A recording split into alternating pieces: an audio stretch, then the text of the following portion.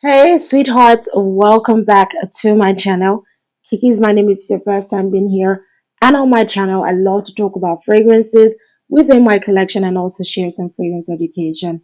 Today's video, I will be talking to you about Dries Van Noten, a Belgian brand, a fashion brand that recently delved into the world of fragrances.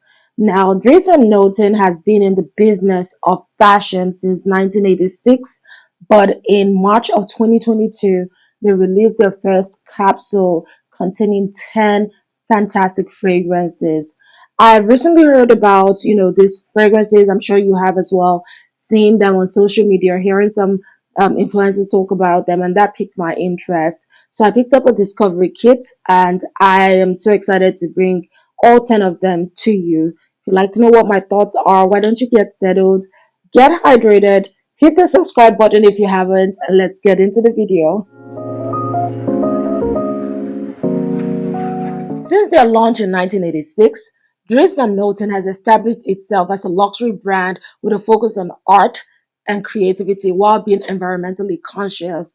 And these aspects are reflected even in the fragrances that they have launched. Now, each bottle is made of recycled or recyclable materials like aluminium, glass, wood, and for the ingredients used in making the fragrances, it's all made up of 85% natural materials, which I think is phenomenal. I mean, each bottle literally looks like a piece of art. Okay, so the discovery kit, like I mentioned, I picked it up directly from Bergdorf Goodman, and I love that behind it you see the name of each item as well as the core notes used. You have the 2 ml sizes of the 10 fragrances, and I love this. The way it looks, it's laying on a bed of the pictures of each full-size bottle. So we're going to start off this list in no particular order. I've tried all of them and I poured all the samples on my table so I could just pick it randomly. So we're going to begin with, okay, oh nice, okay. Rose Carnivora, and like the name indicates, it's for my rose lovers. But this is for those who want something more intense in their rose-based fragrances. So here you have rose, vetiver, patchouli, labdanum, pink pepper, and some floral notes. This is so intense because that vetiver and the patchouli do not disappear. They go at par with the rose, but I love it. This, I'm not a fan of rose fragrances, but the addition of those two notes, which I like to call patchouli, just amps this up and makes it smell very special. This, out of all of them, is one that I feel on a man would be very sexy. A guy can wear this on a date night and it will smell phenomenal. I love this one. It smells really good. It lasts a long time on your skin. All of the fragrances really last a long time on the skin. I'm talking about, let's say, good 6 hours. The first few hours, you have a good bubble, like maybe a 1 feet type bubble, but then, on skin, you get a good lasting power. So yeah, definitely check out Rose Carnivora if you're into the idea of rose, but you want something better, and Rose Carnivora definitely delivers. Next, we've got one of my absolute favorite from the brand, and this is Jardin de L'Orangerie, and this right here is for my orange blossom lovers, but then it has a creamy quality to it. So here you have orange blossom, of course, neroli, sandalwood, ylang ylang, jasmine, and milk. Yes, milk brings in that very creamy lactonic quality to it mixed with that sandalwood. But the orange blossom here is fresh, it's beautiful, it's mass appealing. People love this. The way this smells, oh my gosh, it's something just likable about it. There was a fragrance that I said that has a similar appeal. Not the same, not a dupe, but a similar appeal to it in the way it performs. It will be Soleil Blanc and also maybe Blanche Beige. Those kind of enjoyable, almost feminine-like fragrance that feels delicate but performs really well. Those are the fragrances I would say will be in the same category as Jardin de L'Orangerie. This is so beautiful. If you're an orange blossom lover, this is gold. Oh my goodness, this is one of those full bottles. This is one that I would definitely spend my money on getting a full bottle from the brand. It's absolutely beautiful, very well done, and I love it. This is Jardin de L'Orangerie. So this next one I picked up is called Rock the Mare, and as you can tell, I am excited for it because it's actually in the top five of my favorite from the line, y'all. This is resin heaven, incense heaven. This has notes of myrrh, benzoin, suede, patchouli, pink pepper, and cypress for that aromatic quality. Now, cypress brings in a sweetness that you get at the top of this fragrance. That sweetness sort of reminds me of what I get from Side Effect by Initio. Oh, this is delicious. But you know, my favorite part of this fragrance, even though it's sweet at the top, is the dry down. The dry down feels so comforting. Like you want to just wrap yourself around it like a cashmere sweater on a cold winter day. That's how the dry down is. But this is beautiful. This sort of is like Side Effect and Baby Cat came together and have a baby, sort of. That's what I'm getting with this. Now, I'll be honest with you, even though the line of fragrances on my skin lasts for maybe, let's say, 6 hours thereabouts, on skin, on clothes, you're going to get a full day, if not more. If you overspray on your clothes or over pour the samples on your clothes, you definitely get that. So I'm going to be honest with you. And Rock the Mare is one of the fragrances within this line that really sticks to your clothes. Like you guys, this is really, really good. I don't know any fragrance that smells similar to it. But like I said, if I was to compare, I would say if Side Effect and Baby Cat came together, you would have this one. This is absolutely delicious. I love the dry down. There's something smoky about it. There's something comforting and warm about it. And this would be a hit during the colder periods. It is Rock the Mare. And this is called Voodoo Chile. Now, Voodoo Chile is a patchouli lover's dream, okay? This is a patchouli bomb, but it has a spicy quality to it. There's a heavy presence of herbal notes like rosemary, cannabis. You also have cedar, mesquite. Mesquite is like a intense, fresh balsamic note, as well as sandalwood for that warmth and creaminess. Yes, so spicy patchouli is not something I have experienced in recent times, but Voodoo Chile does it so beautifully well. Now, if you're worried about the cannabis note, I don't really smell it here. What I do get here is rosemary at the forefront and the patchouli. But in the midst of the intensity, this feels very calming actually. This is a fragrance that I would wear on a rainy day. I can imagine if I'm in a place where it snows, this is one I want to wrap around myself. It sort of reminds me of Starlight by Zojov. You know how it is. It's intense, but it wraps you up and it comforts you. That's how Voodoo Chile is to me. Oh my gosh, it's quite intense. And the beautiful thing about this one is that it reminds me also like early morning rain. Just imagine it rained all night in the morning. You then step out, the smell of rain on grass, on fresh grass or in your garden.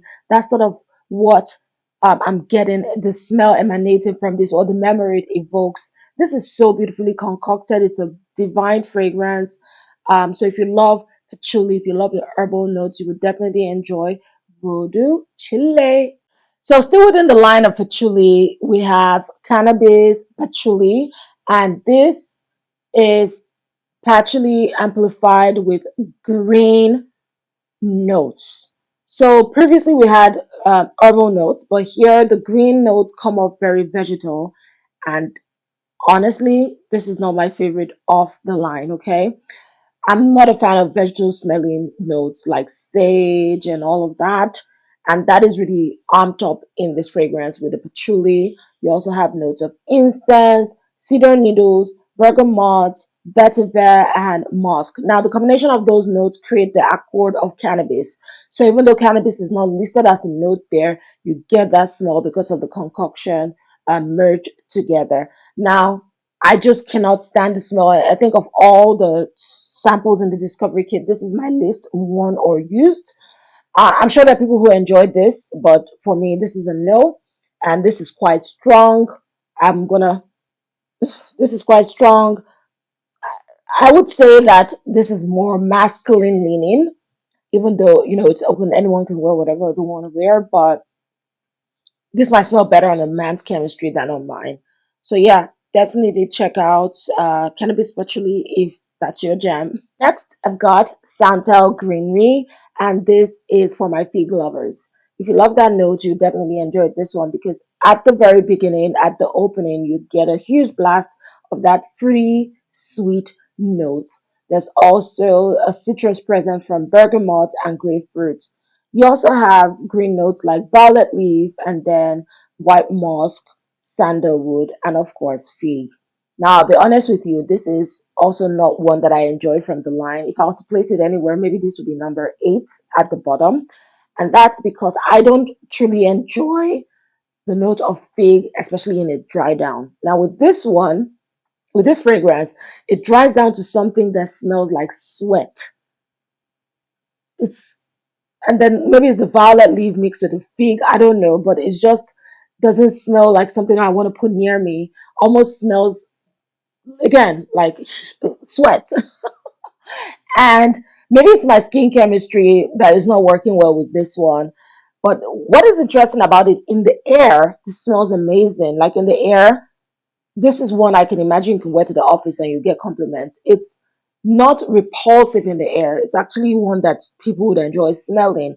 I feel that this has an androgynous aura to it, meaning like the lines are blended on what person can wear this. Anybody can wear this. It's perfectly unisex. But I just do not enjoy it. I can't even imagine myself wearing this. I would be put off, you know. So, but it lasts long like with the other fragrances. And if you like the idea of pink, you should definitely check out Santal Greenery. Next, I've got Neon Garden, and this name surprises me because it's the complete opposite of what I got from the fragrance. Okay, so Neon Garden, I was thinking something very bright, bubbly, floral, but I was wrong. What I get from this is mint in an extra dose. So the mint here comes a very sharp, sort of metallic, almost like cologne. It's almost like alcohol. And now I think about it, I guess it's because of the notes here. So you have mint, you have ambroxan, iris, carrot, and musk. I don't smell anything carrot-like here. I think the star players are the mint and the ambroxan. In the dry down, you get the powdery qualities that, is attributed to the iris.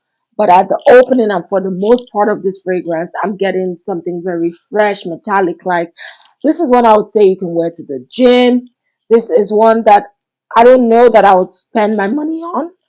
In fact, the way it is, the more I smell it, I think that this would make a great fragrance enhancer.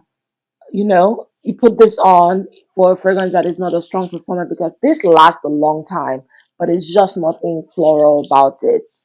Uh, it's not a hate. It's not just one that I'll gravitate towards. But if you like the idea of something clean, metallic like, sort of sharp, minty, definitely check out Neon Garden. Eighth on the list is one of the two I was so excited to try because this was designed by one of my favorite perfumers ever, Quentin Bish. Hello. And this is called Fleur du Mal, which translates to flower of evil. Now, there's nothing floral here. However, what you're getting is thick, juicy peach mixed with sun-kissed, sun-dried suede. You know how that smells very animalic? The hotness, the heat from the dried suede mixed with the sweetness, the lusciousness of peach merged together is what you're getting with Fleur de Mal. Tell me how there are just a few perfumers who do fruits, right? And Quentin Bish is one of them. He did justice with Fleur de Mal. This is such an unusual fragrance that has that very animalic quality, that very sensual, seductive quality to it. I am definitely getting a full bottle of this because Fleur de Mal is one that you wear because you know yourself. You're in charge and in control of your personality, your finances, your sexuality, your relationship. You are in control. Literally, it smells really, really good. It has a sweetness to it. It has the animalic quality to it. It's very unique. Oh my gosh, this is good. I would say this is for like 30 and above. Okay. It has that slightly mature quality to it. I love this really much. Really, really good. So the notes here, peach, of course, you have suede, osmanthus, jasmine, and amber. Very, very well done. I don't have anything in my collection that smells like this. And if you're looking for that uniqueness that Quentin Beach brings to fragrances, you definitely do not want to sleep on Fleur du Mal. All right, we're almost done, I promise. The ninth on this list is Raving Rose. And Rose lovers, once again, your desires have been met. If you're looking for something extra with your rose fragrance, you would have that in Raving Rose. So here, it's all about spicy notes like black pepper, pink pepper, coupled with rose and rose water. You also have cashmere and musk. Surprisingly, there's no mention of the notes of geranium, which is like a very intense green flower used in fragrances, but I smell that from the top to the bottom, from the start to the finish of this fragrance. And honestly, I'm not a fan. Okay. I think there's a lot going on here with the rose. I mean, cashmere is a very strong, intense note, which I do enjoy, but it's almost double the dose in here, coupled with the spiciness from black and pink pepper, and then you bring in geranium. That is too much for me. It's a very green take on rose. Can imagine that. But some people would love this, okay? So if you're looking to explore more in the world of rose, beyond the sweet type of rose or the airy type of rose, Raven Rose would definitely, do you justice. And I feel like I've said the term rose so many times, so I'm going to be done. Definitely check this out. This is not one that I enjoy, but you may enjoy it. Finally, the fragrance with the stunning bottle that drew my attention to the line of fragrances within this brand. I'm talking about Soie Malaquais. Yes, this is everything I expected and more. No, scratch that. This is nothing I expected and it has blown my mind. Soy Maliki is for those who love the idea of nuts in their fragrances. But this is not just nuts. This is like a dessert mixed with fruits. This is such a beautiful concoction, okay? So chestnuts or nuts typically when used in fragrances can come off like pencil shavings or something dry and synthetic like, but that's not the case with soy maliki. This is a beautifully blended note and fragrance that has a creamy quality to it. It has a very dreamy presence as well. There's the smoothness from what is called silk here. So silk in this fragrance is not necessarily a note, but it is how the fragrance is it comes off is the embodiment of the fragrance, something very smooth. So this is such an enjoyable, appealing fragrance. It is so feminine. Like I can't imagine you not wanting to wear this fragrance as a woman, be it on your wedding, be it to an appointment, be it hanging out with friends, be it on a date. This just quantifies and qualifies femininity in a bottle. I could go on and on about the beauty that I've experienced with Soy Malaki. I am so pleased. You know what this reminds me of? This reminds me of a Mont Blanc dessert. If you've ever had that, that's a dessert made with chestnuts. It's whipped. It has some cream in it. It's so delicious. Now imagine like a chocolate heavy Mont Blanc. And the reason I say chocolate is because beyond the notes of chestnut, you also have cacao. Here you have blackcurrant, bergamot, rose. Oh my goodness, beautiful notes mixed together to create this fragrance. The blackcurrant is also present there, giving it a fruity quality. So it's just like you're having fruits with your dessert. That's how soy malaki comes up, beautifully blended. And in addition to all of that, it has a beautiful central, right? Once you wear this, people are going to wonder what it is you have on. Okay. Oh my gosh. I must give credit to the nose behind this fragrance. Marie Chalamet. If you've not heard that name, register it because you know fragrances that she's created. I mean, she's the nose behind nearly all of, if not all of the Atelier's Dissolved fragrances from L'Homme Feline to Rue Soleil to Pink Me Up, okay? She's the nose behind By the Fireplace by Maison Martin Margiela. She made Black Opium and all the flankers from that brand. She's done fragrances from L'Artisan Parfumeur and even Galant. She has a huge repertoire of fragrances that she's created. So When I was like, wait a minute, this is Marie's work, I wasn't surprised that she made another masterpiece. And there you have it, 10 fragrances that were created by this amazing brand. Listen, I smell so good right now because I have a mixture of every single thing here. Those I love, those I don't love, they've all created a beautiful world and a beautiful accord. And you know what I also learned about this brand is that you can actually mix their fragrances together to create something unique. So maybe that's what's happening right now. I just have a merger of fragrances and I have my own unique potion. How's that? Anyway, have you heard about this brand? Let me know. Do you have any of the bottles? Let me know as well and what your experience has been with them. My name is Kiki as always. Thank you so much for spending the time with me. We're almost at the end of the year. Pat yourself on the shoulder. You have come this far and there's so much ahead of you. And I'm excited for the world of possibilities. No impossibilities in our books. See you soon. And don't forget to like, subscribe, and share with your friends.